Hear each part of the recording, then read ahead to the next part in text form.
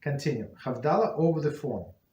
When a woman is alone and does not have anyone to hear Havdalah from, the poskim write that it is not considered an option. It's not considered an option to hear Havdalah over the phone.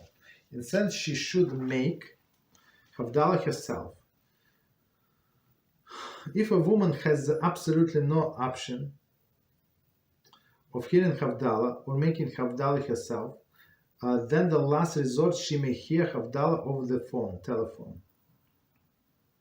Poskim Teshuvos. Okay.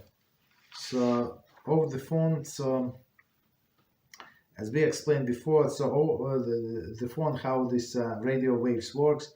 So it's not. So she did not hear the voice of that person, technically, right? Your sound of your voice getting converted to the radio waves, and then they convert it back on the receiving end. So it's not the voice of that person. It's something else.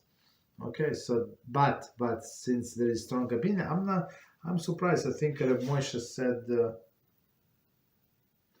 I'm not sure why he not. I mean, he said there is like. They give somebody else to say that, but technically, after there is no way possible, she's in the hospital, this and that, and there is nobody to make Havdalah, and she does not know how to make Havdalah in like. So she can hear this Havdalah over the phone. But it's only last resort. Okay, so let's see. Let's continue.